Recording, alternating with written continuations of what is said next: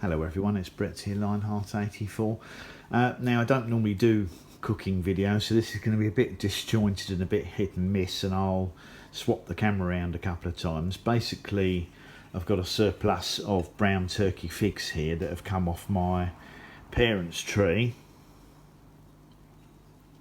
and they've been picked somewhere between overripe and slightly underripe. I mean, basically when you're making a fig jam, you don't want them to be firm because they won't be too hard because they won't have sweetness in, but you probably don't want them to be overly soggy because they're very hard to handle.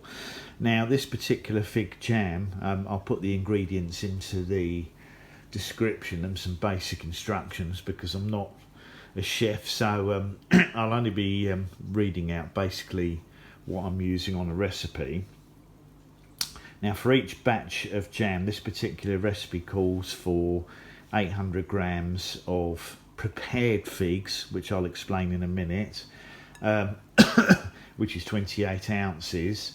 And for each 800 grams of figs, you need 2 tablespoons of water, which is about 40 millilitres, 2 2/3 cups of granulated sugar, that's the American measurement, so that's 600 grams, and 6 teaspoons, which is equivalent to 60 millilitres of lemon juice.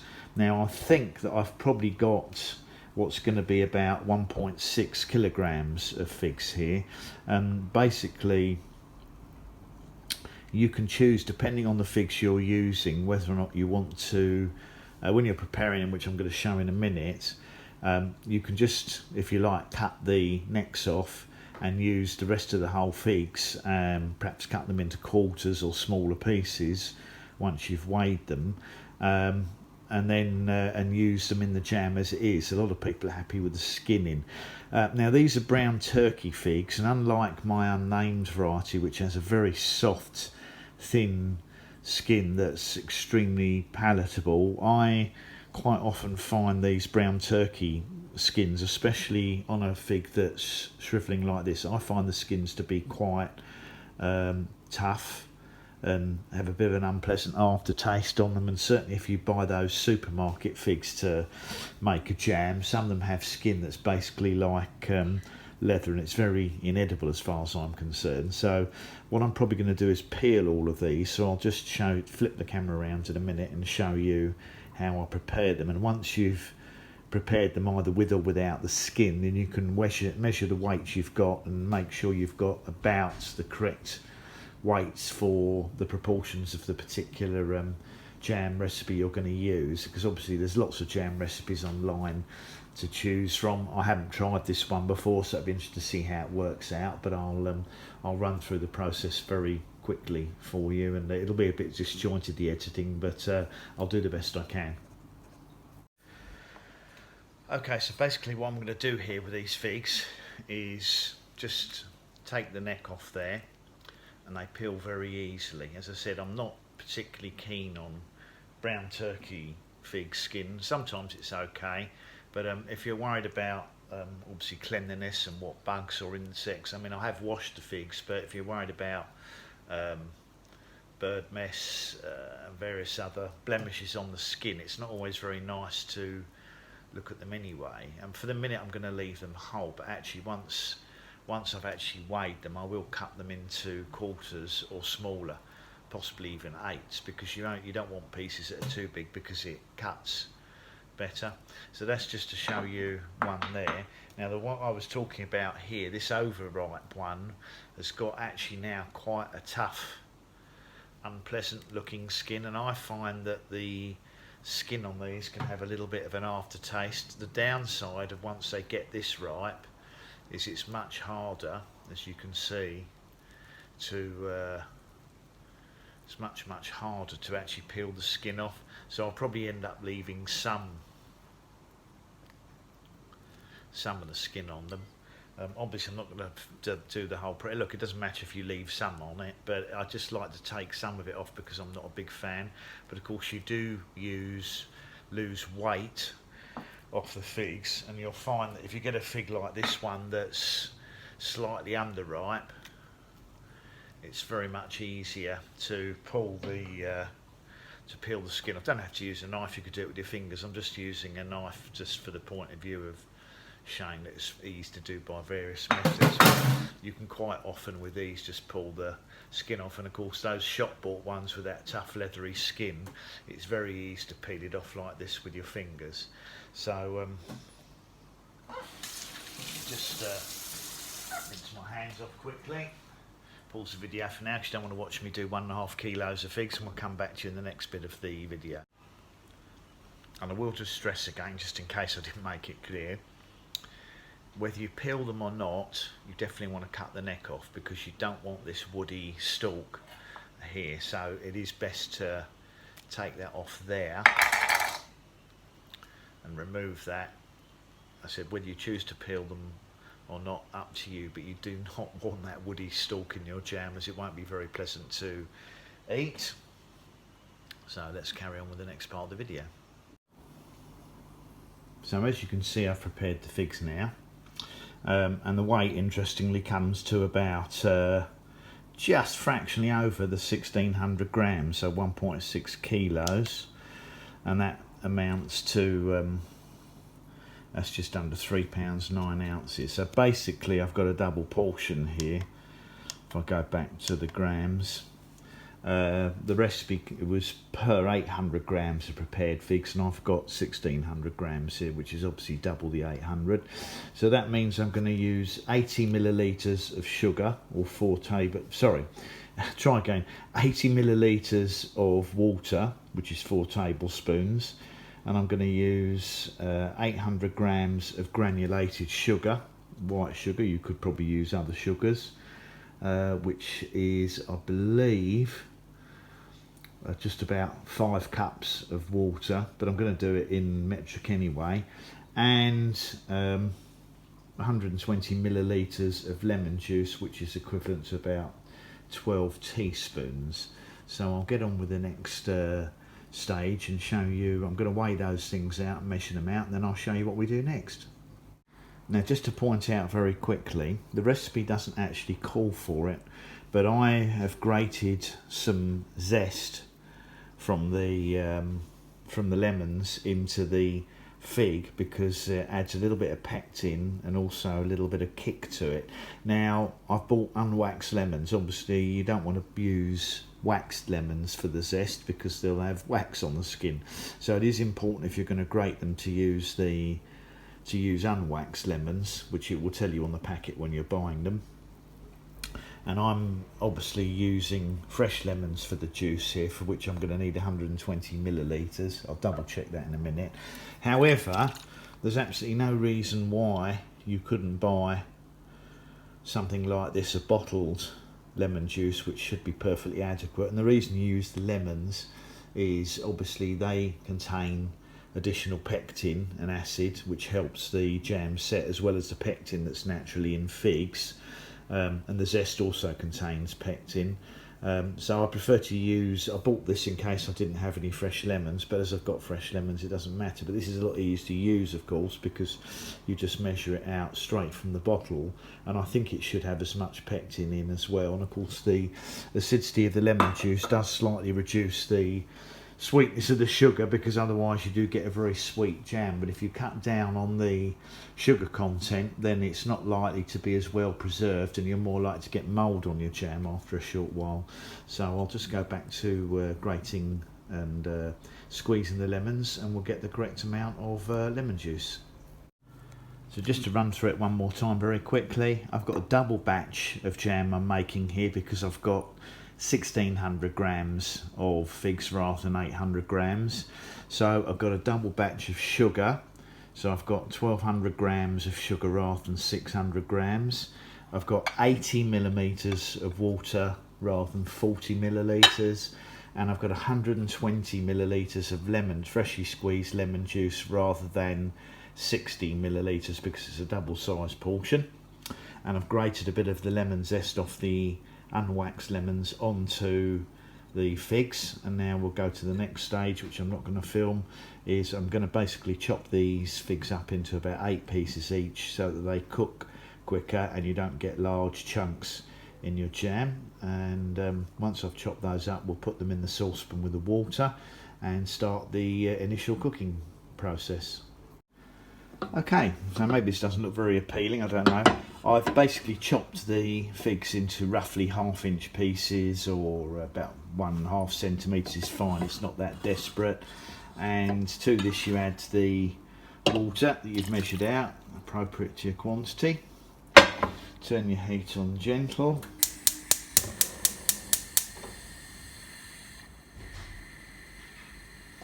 And then you just get a appropriate lid out, pop that on, so it's a bit grubby, and leave that to gently simmer. Just making sure my gas is on, which it is. So you basically bring that up to a simmer, and then we'll be stirring it occasionally with a spoon just to make sure it's all mixed up and not catching too much, which you do for about 20 minutes. So we'll come back to this in a minute and have a look, and then I'll just see how it's going, and then we'll talk further about the next part. I suppose I thought I should mention very quickly about sterilising the jars you're going to use. Now, whether you've bought jars that, especially for the purpose of making some jams, or you're reusing jars that you've used up from other food, that's absolutely fine, but they do need to be sterilised to reduce the risk of getting mould on your jam. So the best thing to do is to basically wash the jars you're using. I've got 6 here, which probably won't be quite enough for the jam I've got, but never mind. Perhaps I'll eat some of the jam straight away. Basically I've got 6 jars here with metal lids. You normally get those little paper things to stick on, the round discs to stick on the top of the jam, but I haven't got any, but they should be okay, as I'm going to keep it refrigerated anyway. So you just want to wash these in hot soapy water, to get any dust and muck and grease out of them, and then they need to be sterilised in your oven. So you just put them into you just get a metal baking tray, and you stand the lids and the jars, once you've rinsed them fully, that is, obviously you've got to completely rinse them. You put them on the baking tray in the oven, and you preheat it to about 130 degrees centigrade, which is 270 Fahrenheit roughly, and you put them in the oven for about 15 to 20 minutes. That will sterilise them, and you can keep them warm. You can even turn off the oven and leave them in the oven until you're ready to use them. So that's how you sterilise your jars. I'll carry on with that, and then we'll go back to the rest of the jam making. So you can probably see or hear this is now simmering gently. It's not easy to see.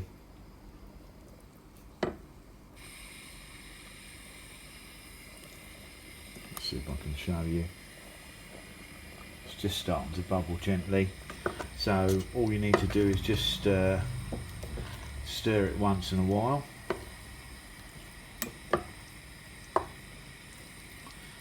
Keep this going for about 20 minutes on a very gentle simmer with the lid on, occasionally taking the lid off every 5 minutes, giving it a little stir to make sure the figs are mixed up.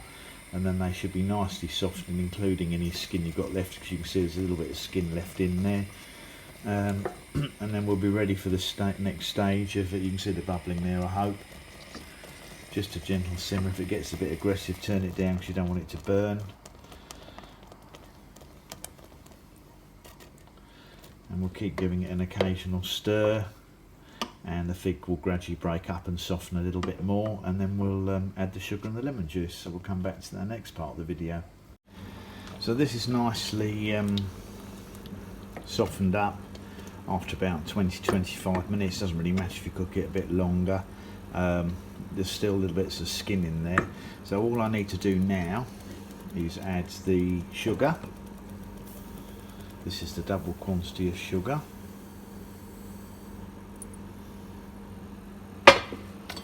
And the lemon juice. And the biggest problem I might have here is this saucepan's not really big enough. It's quite a large saucepan. I have got a larger one. I might be forced to transform it. And then all you do now, I'm not going to obviously stand here and film, the whole thing. All you do now is gently stir it.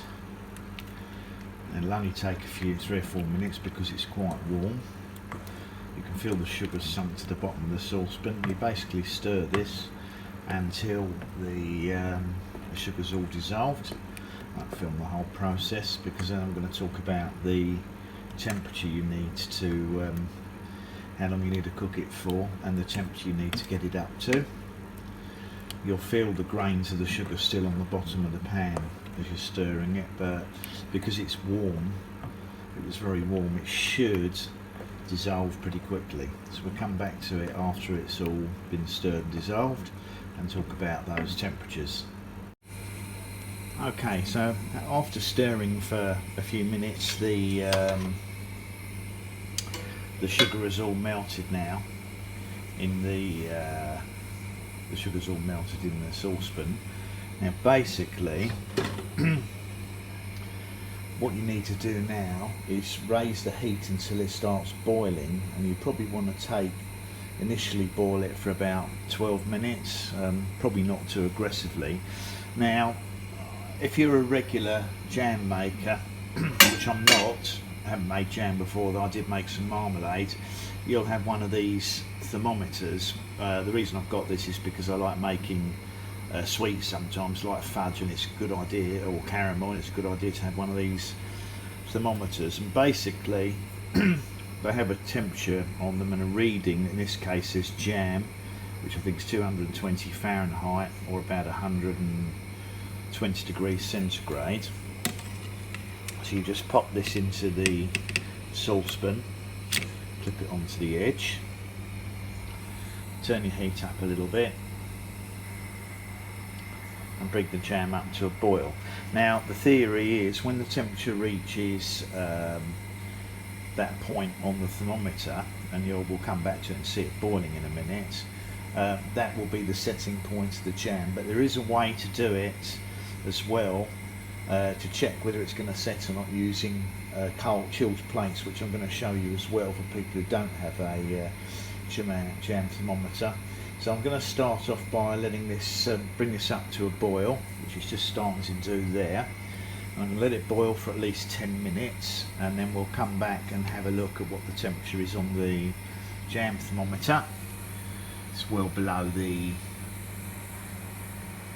level that you can see on the liquid at the moment. We'll come back to that, see what it's looked like, and you have to keep an eye on it as well, because I've got this in a pan that's not really big enough for this quantity of jam, so there is a chance of it boiling over as well, in which case I might have to switch it to a larger saucepan.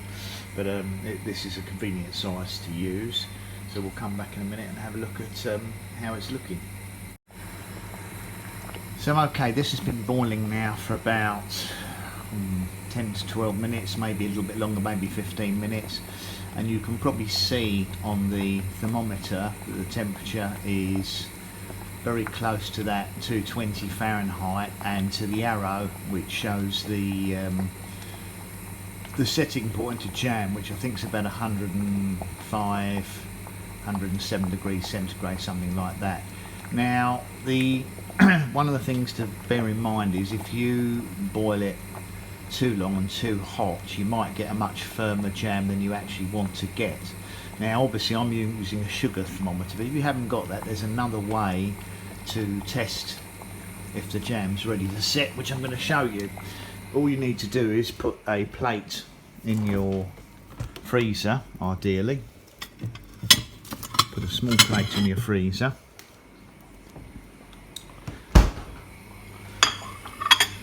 Turn the heat off for a minute.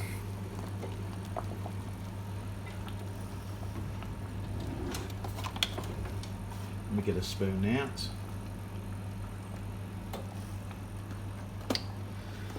So you take a little spoon like this.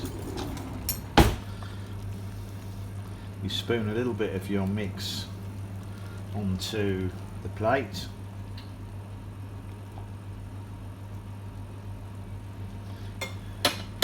Now we leave this for about 30 seconds.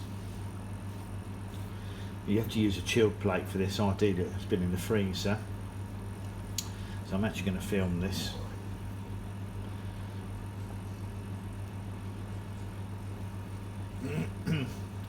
It's like watching paint dry, isn't it, when you're waiting for something for 30 seconds, but I'm going to do this live anyway.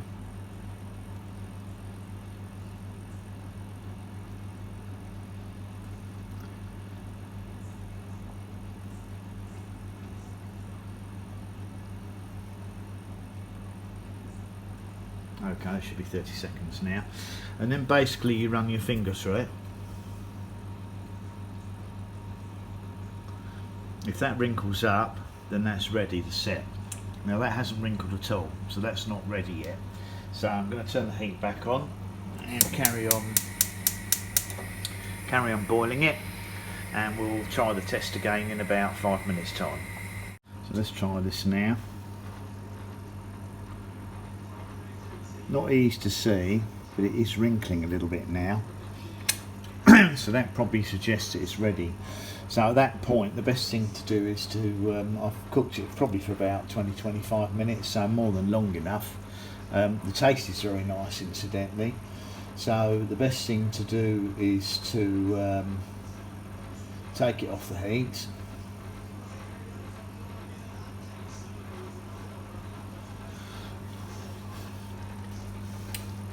And you can spoon off any of this. See this scum on the surface here? You want to probably spoon that off with a ladle. I'll take the thermometer off out now.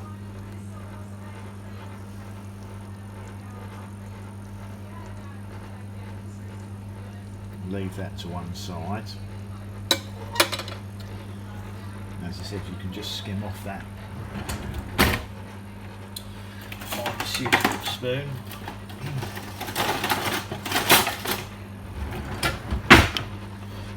Probably do with a wooden spoon actually. Just take this scum off the side because you don't really need that in the pots. It's just air and residue.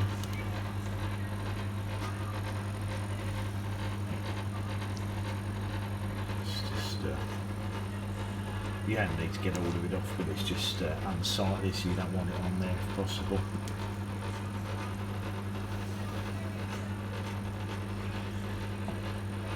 I'm going to let that stand for 10 minutes. I've left the jars I've left in the oven after it turned off after sterilising. So in a minute we'll spoon this into the jars, give the jam a little bit of mix to let the, you basically want the fruit to spread out through the jam. You don't want a load of fruit sitting on the bottom of a jar if possible, and then and the liquid sitting at the top. But if you give it a little bit of a stir, you can blend it, but I haven't got one of those in saucepan blenders, but this should, looks to me like it's spreading quite nicely. Now what I won't know if it's going to set. Now sometimes what happens is you put it in the jam pots, because I had this with my marmalade and it doesn't set. Now if that's the case, you may have to reboil it, and it might work. You could even add some more pectin to it, but we'll see what happens anyway. In a short while I'll gradually, carefully spoon this into the pots, but I'll let it dry, cool down for about 10 minutes first, and then we'll come back to it. Okay, so I've let it stand, given it a mix. Looks like it's quite nicely divided, the fruit. So what I'm going to try and do, not easy to do this, hold the phone and do it. I'm going to attempt to ladle the jam into the pots.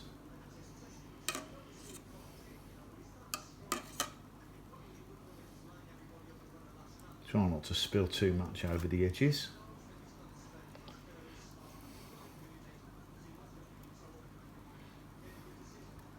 Going to take it up near to the top because there's less air in the pot, and also I don't know how far it's going to go in these pots.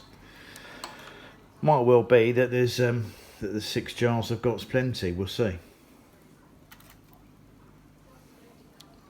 Now the jars I might add, I've taken out of the oven. They're still very warm, so they are still sterile.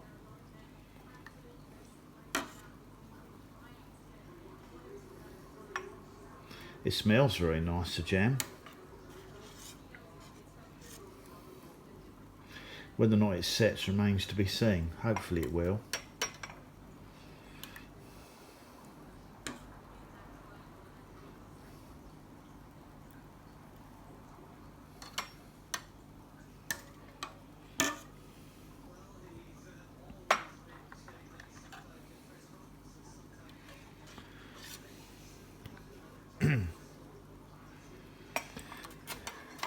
Now obviously there will be expert jam makers watching this that will point out several things that I've undoubtedly done wrong, and for the benefit of people watching like me who haven't made jam, by all means do please point out the mistakes I've made, things I've done wrong, things I've done in the wrong order, incorrect temperatures, incorrect ingredient mixes. I mean, I've just followed one fig recipe. Obviously there are lots of different fig recipes out there, and it may suit you to try a different one, and obviously different fruits require a slightly different can require a different method, and some fruits you can buy that jam sugar that's got pectin in it. It's apparently not necessary for figs, especially as I used lemon juice as well. Use my non-sterilised finger there, that's obviously a mistake.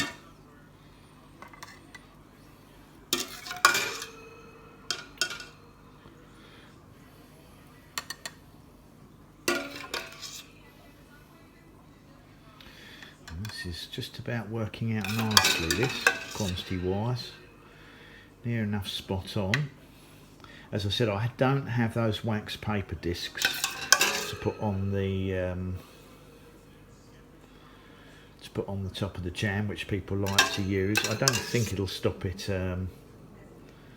staying sterile. I'm going to let this cool. I'm actually going to keep this in the fridge, but you probably don't need to, but it'll last a lot longer, and of course it only really ages once you've opened it.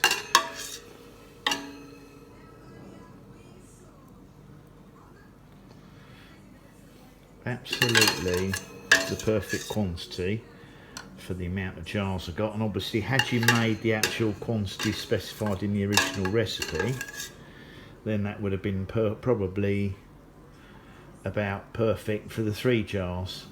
So I've just made enough. Look at that, absolutely perfect 6 jars. So it's just a case of putting the lids on now